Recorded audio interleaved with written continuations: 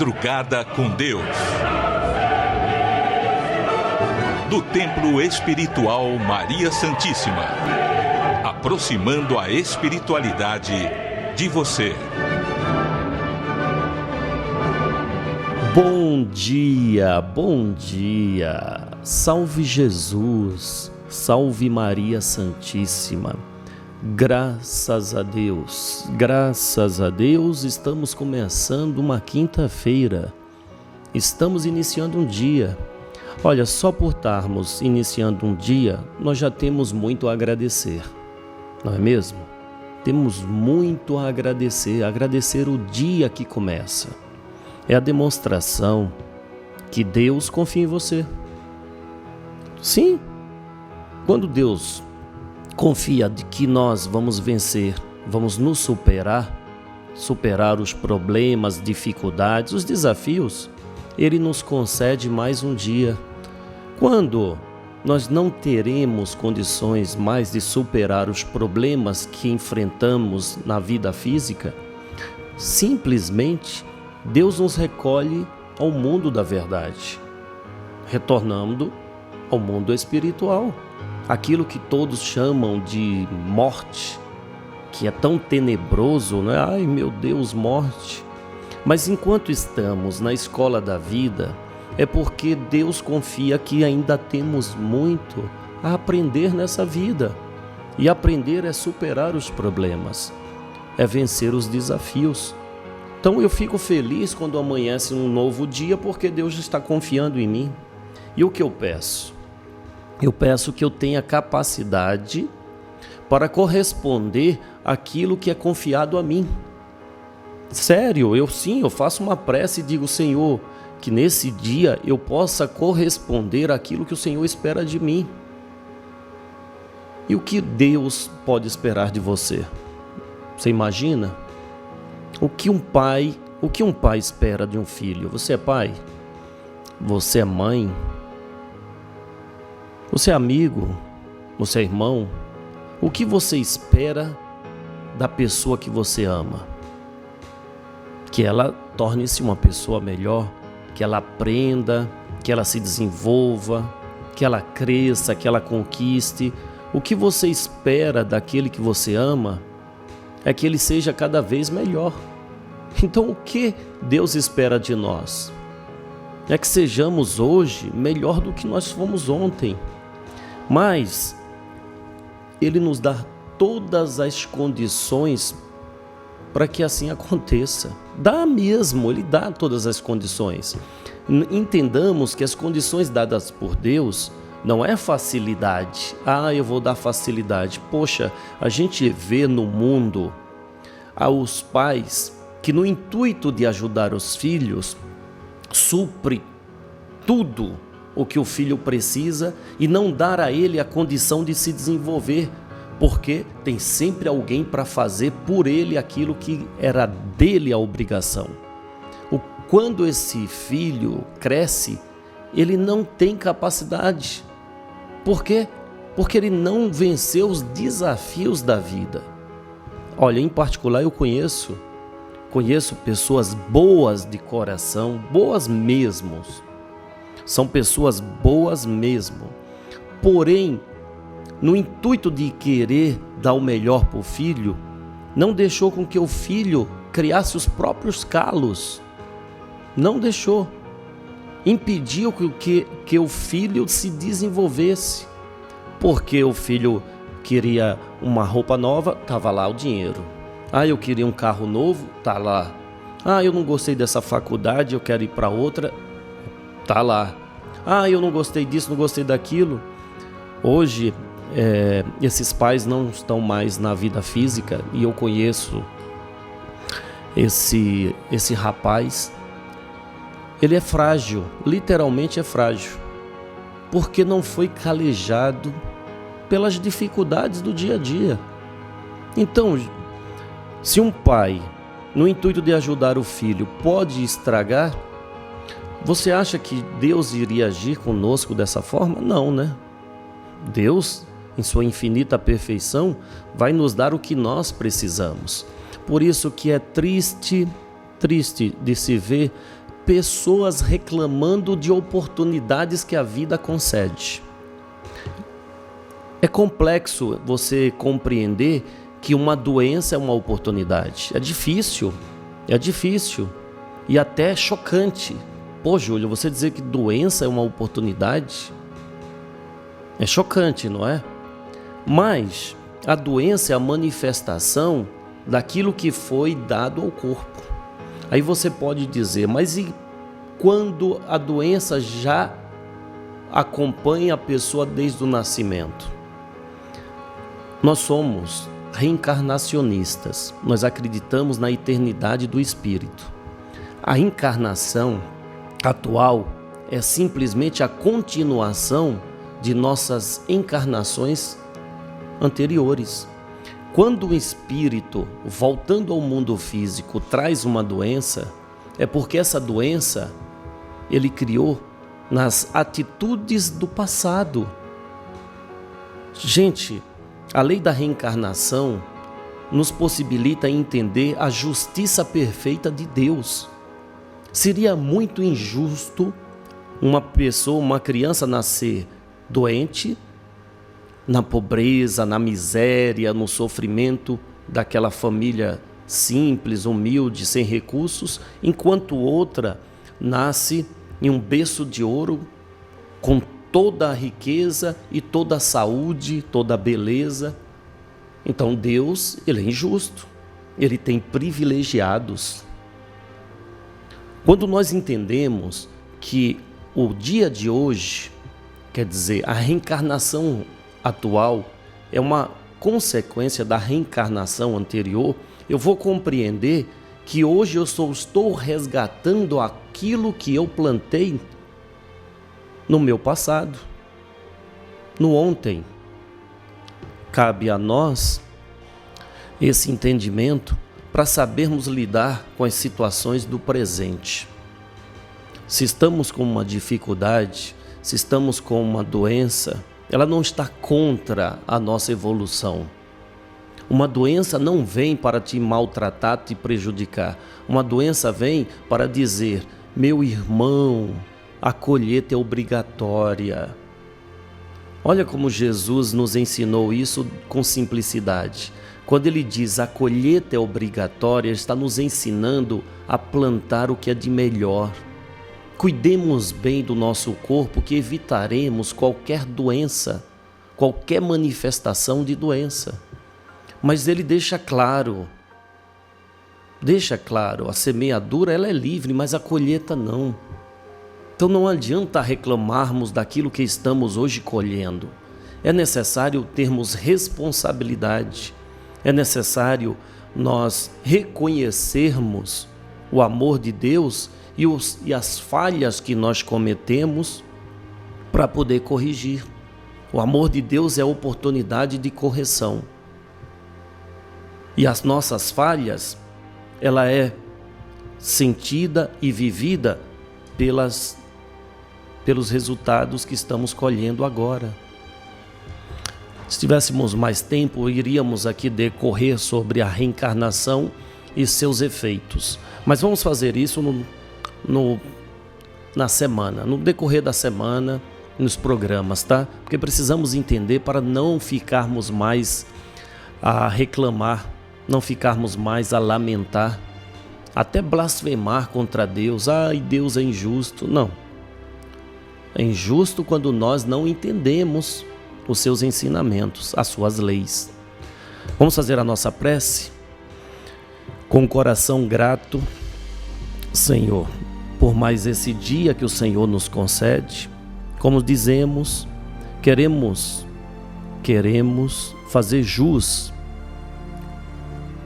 a essa confiança que o Senhor tem em nós de nos darmos mais um dia. Por isso dizemos,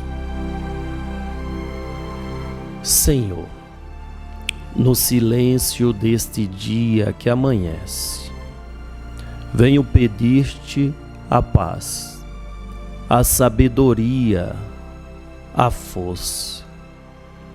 Quero hoje olhar o mundo com os olhos cheios de amor. Quero ser paciente, compreensivo, prudente. Quero ver além das aparências, Senhor, os teus filhos como tu mesmo os vês. E assim, não vê senão bem que há em cada um deles. Senhor, fecha meus ouvidos a toda calúnia, guarda minha língua de toda maldade, e que somente de bênçãos se encha minha alma. Que eu seja tão bom e alegre que todos aqueles que se aproximarem de mim sintam a tua presença. Reveste-me de tua beleza, Senhor, e que no decorrer deste dia eu possa te revelar a todos. Que assim seja.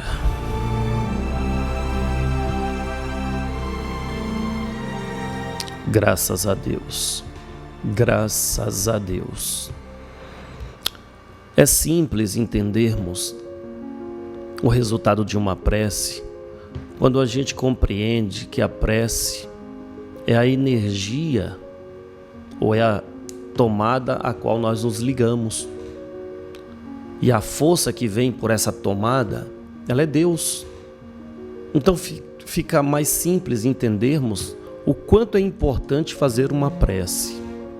Quem não faz uma prece vai perdendo as forças e vai ficando à mercê das influências externas, daquilo que as outras pessoas emanam.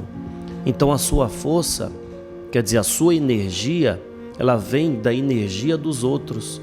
Você se deixa comandar, não é mais o grande comandante de sua vida. Você se deixa comandar por quê? Porque você está recebendo a energia dos outros para se sustentar.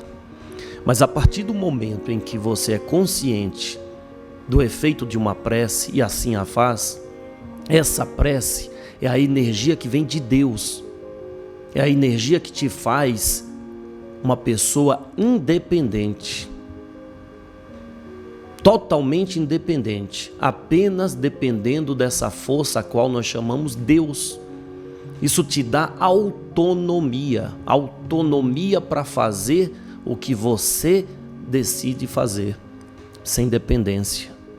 Só dependemos de uma força, e essa força é Deus, e ela é dada igualmente a todos, tenha certeza disso. Vamos passar a palavra então a nosso irmão Andrei Volopov, um espírito médico que vem nos falar, olha o tema, como a fé pode curar. Como a fé pode curar? Você sabe? Então passamos a palavra a esse irmão espiritual. Salve Jesus, irmãos! Tudo o que buscamos é a renovação da própria vida. Cada situação vivida é uma oportunidade concedida por Deus para que tenhamos maiores conhecimentos. No campo da saúde não é diferente. A situação vivida, por mais desagradável que seja, nos ensina a cuidar e a melhorar as nossas atitudes diante da grande responsabilidade que é viver.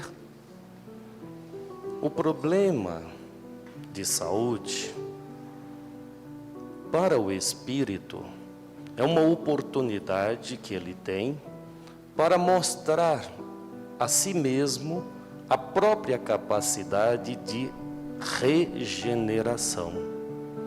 O espírito, o poder máximo de uma vida no campo físico, tem total capacidade para recompor as próprias células do corpo que ora o abriga. O espírito apenas precisa crer. A crença é a força máxima da confiança no poder que Deus concede a cada um de nós. Quando se fala em fé, busca-se compreender que a fé é esta força criadora, regeneradora e mantenedora da vida. Quando se tem fé diante de uma situação de problemas físicos, doença, a própria fé recompõe aquele órgão que está momentaneamente debilitado. A dor desperta a alma para o poder que ele tem de superar, de buscar pela ação a solução daquele problema. Quando se tem a atitude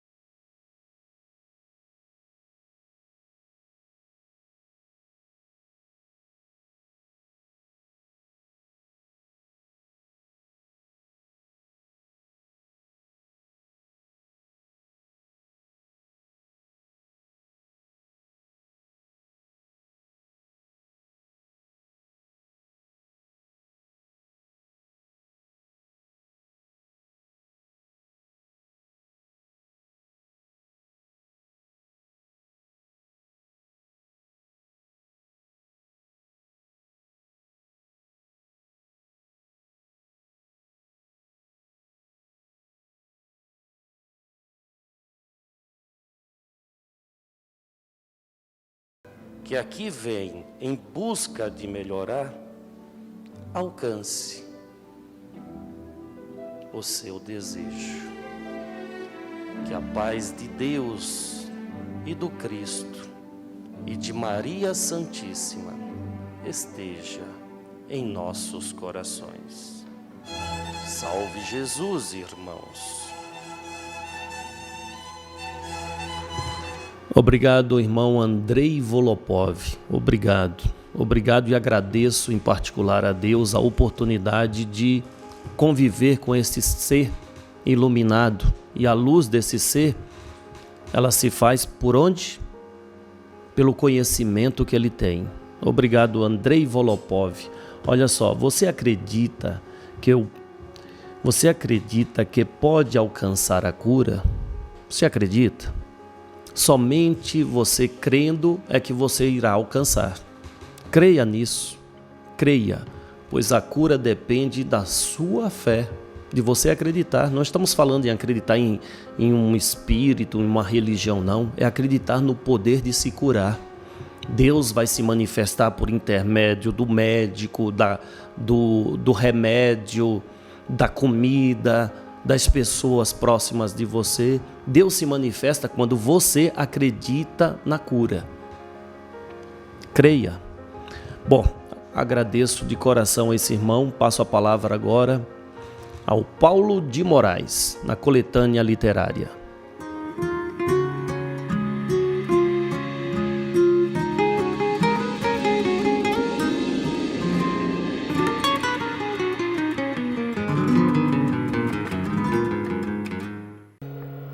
Salve Jesus, salve Maria Santíssima. Vocês, meus prezados amigos e minhas prezadas amigas, já se deram conta na vida de que, às vezes, duas pessoas, elas querem a mesma coisa, né? E brigam por isso de uma forma, assim, até estúpida, né? Desejando aquilo, ambos querem a mesma coisa, mas de formas diferentes. Isso às vezes causa muito conflito. E muitos relacionamentos são desfeitos por causa desses conflitos. Por quê? Porque os conflitantes esquecem o essencial, o fundamental, e ficam discutindo o que está na periferia, o entorno, coisas que podem ser debatidas, buscadas soluções para aqueles problemas, para aquelas dificuldades de uma outra forma. Mas não, o foco passa a ser aquele e se esquece do fundamental. Então, peço a atenção de vocês para essa historinha que nós vamos contar aqui hoje, que ilustra muito bem isso.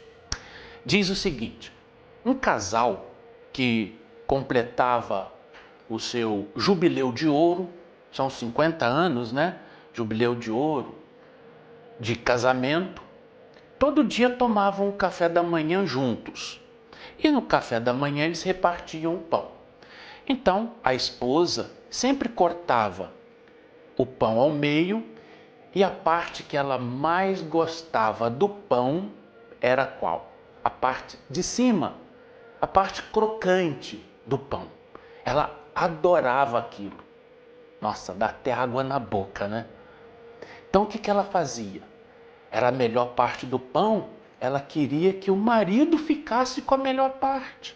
E dava sempre a parte de cima, que para ela era a melhor parte, para ele. E ficava com a parte de baixo. No dia desse jubileu de ouro que estavam completando, ela pensou assim: poxa, depois de tanto tempo dando para ele a melhor parte do pão, hoje eu vou fazer diferente. Hoje eu vou comer essa gostosura dessa parte desse pão, que é a parte de cima, que é a parte crocante. Pegou, partiu o pão, passou aquela manteiga e na parte crocante, né, a parte de cima, e empurrou a parte de baixo do pão para o lado do marido e começou a comer. Aí, para espanto dela, o marido ficou assim, abismado, porque pela primeira vez na vida ele recebia a parte de baixo do pão e ficou muito feliz com aquilo. Por quê? Porque ele pensava consigo. Aí ele falou para ela: minha querida, hoje realmente é um dia muito especial. Além de completarmos os nossos 50 anos de casamento, você me deu a maior alegria da minha vida. Você sabe que eu sempre gostei da parte de baixo do pão, porque a parte melhor é a parte de baixo, né? Que não é crocante. Mas você sempre ficava com ela, então eu pensava que você ficava porque gostasse mais dela. Mas hoje você me deu essa alegria de comer a parte de baixo do pão. Então eu estou muito feliz. Olha, o que nós podemos ver aí? queria tanto o bem do outro, né, que ao pensar a esposa, no caso, que a melhor parte do pão era a de cima, ela sempre dava a parte de cima, a parte crocante para o marido. Por quê? Porque queria o bem dele. E ele, que recebia sempre a parte de cima, julgava que a esposa merecesse a parte de baixo do pão, a parte mais macia. Por quê? Era a parte que ele mais gostava e achava, julgava que ela também merecesse, que gostasse daquela. Era justo ela ficar com a melhor parte, porque afinal de contas era o amor da sua vida. E isso nos traz o quê? Quando nós não nos comunicamos, quando nós não expressamos a nossa vontade, o nosso objetivo, o nosso desejo, a pessoa, a outra, vai pensar o que ela quiser a respeito de tudo. E aí ela pensa que a melhor parte é aquela e dá a melhor parte para o outro. Mas o outro considera que a melhor parte é aquela que está ficando com o outro. Quando se ama, quer o melhor para a pessoa, não é? Mas é importante que a gente saiba o que é que esse outro pensa também, o que é que o outro deseja. E para não ficar discutindo em torno na periferia das coisas, né? Melhor dizendo, ir direto ao ponto, ao que é essencial, ao que é fundamental, o que deve nortear todo relacionamento, não só relacionamento de casamento, mas de amizade, relacionamento pais e filhos, relacionamento trabalho, é aquilo que Jesus colocou como norma para todos nós. Ou seja, amai-vos uns aos outros como eu vos amei. Ora, nós, seres humanos, sabemos o que é amar? Nós sabemos o que é amar? Nós sabemos amar as pessoas? Nós sabemos o que queremos receber do amor das pessoas? Será que nós sabemos? Ora, Jesus sabe, tanto que Ele nos amou de uma forma tal que nos deu esta condição como regra de vida. Amai-vos uns aos outros como eu, Jesus, vos amei. E como foi que Ele nos amou? Nos amou a tal ponto de dar a sua vida por nós. E hoje nós não precisamos literalmente morrer para dar a vida para alguém. A mãe que se desvela em favor do filho ou dos filhos, ela está dando a vida pelos filhos. Portanto, está amando como Jesus determinou.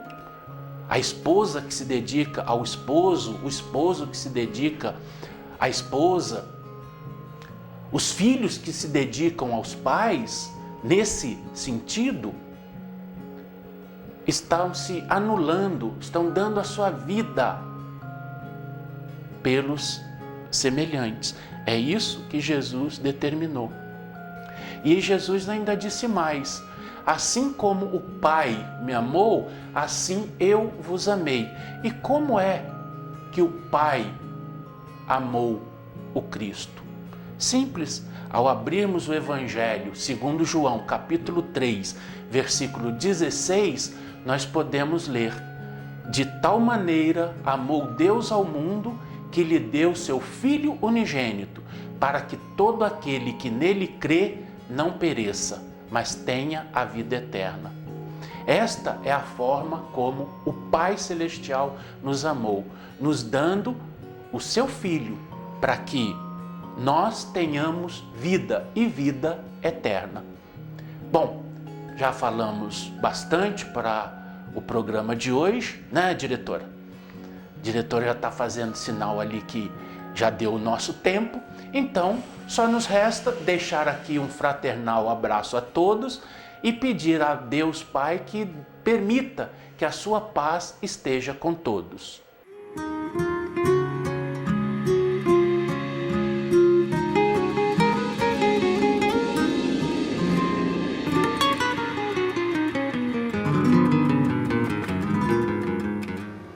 Obrigado, Paulo de Moraes. Obrigado, meu irmão, por mais um conto, o pão. Obrigado, viu, meu irmão? Obrigado de coração. A gente vê os relatos, como está fazendo bem a muitas pessoas esses contos.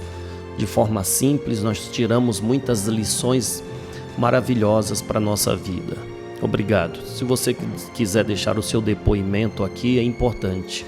Como fez a Dona Esther que está na Austrália, e ela pede oração pelos seus filhos que estão espalhados pelo mundo, aqui no Brasil, lá na Austrália, no Reino Unido, enfim, em tantos lugares. Ela pede pelos seus filhos e ela agradece pelo programa Madrugada com Deus, que a ajuda.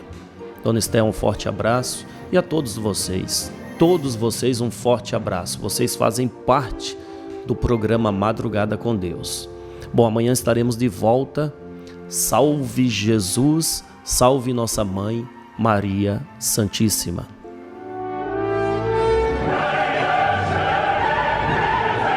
Madrugada com Deus. Do Templo Espiritual Maria Santíssima.